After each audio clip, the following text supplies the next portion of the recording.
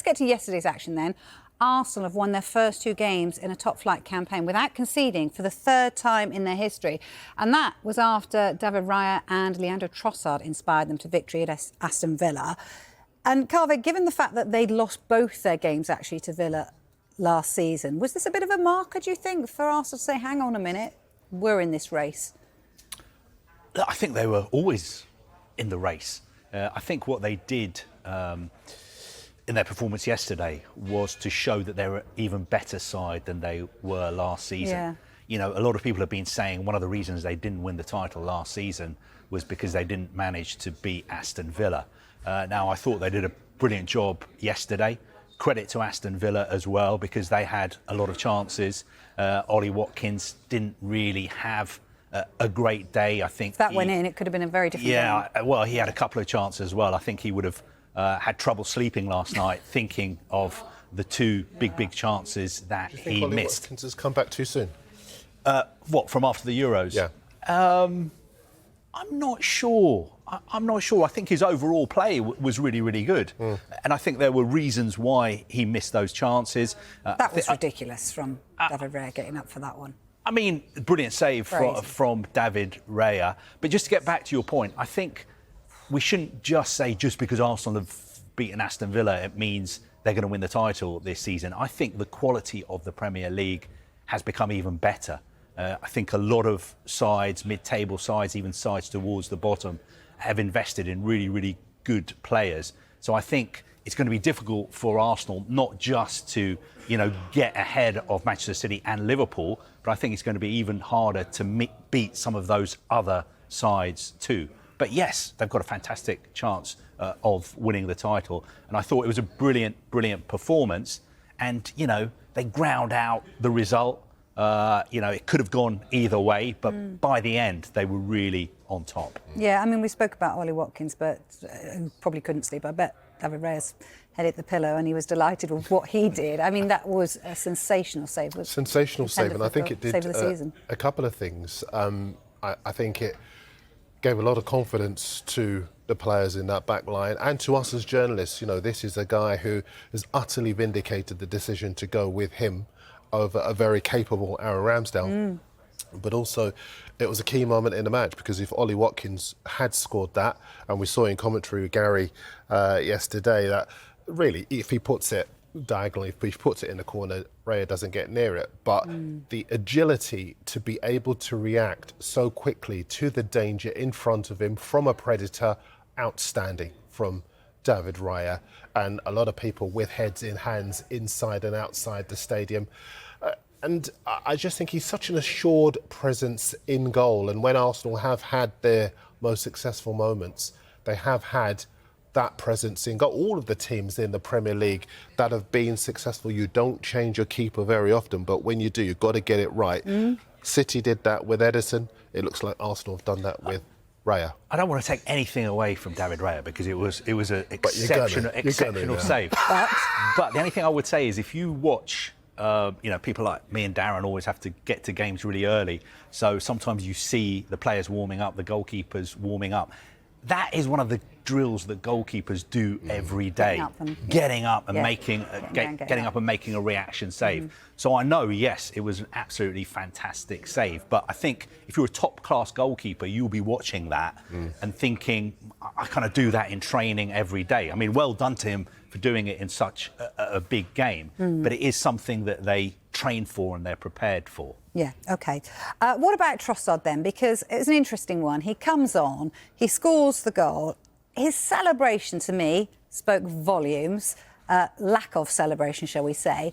What does this guy have to do to get in that starting 11? Because he did it for them last season. He scored those goals that actually got them so close to City last time around.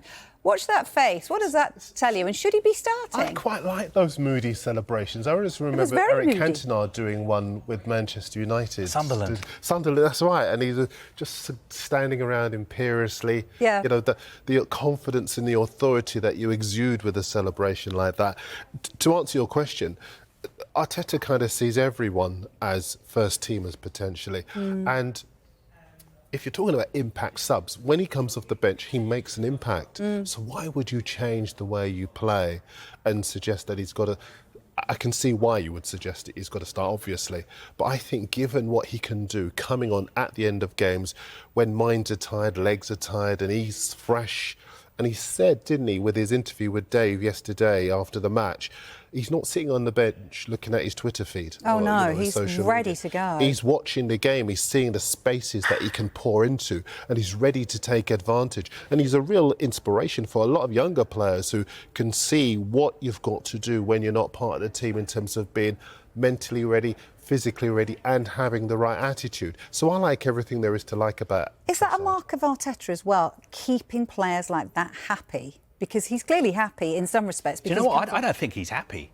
I think the message he was sending out with that celebration... He's happy, but he's happy enough to come off and do the... But I think the celebration was brilliant. One of the all-time great celebrations I've seen.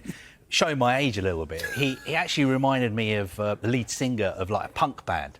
Because they used to be like, you know, punk bands used to be on stage and they'd have all these adoring crowds in front of them. But yet they didn't really want to acknowledge that. And that just that look, that blank look he had on his face. Yeah, moody face he had on his face sort of reminded me of my youth. Yeah. But the other great thing about that celebration was William Saliba.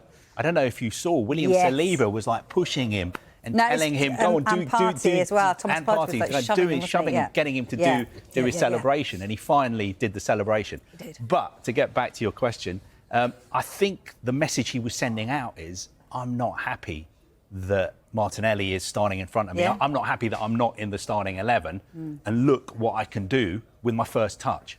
Yeah. I love the fact that the theme today is to get back to your question.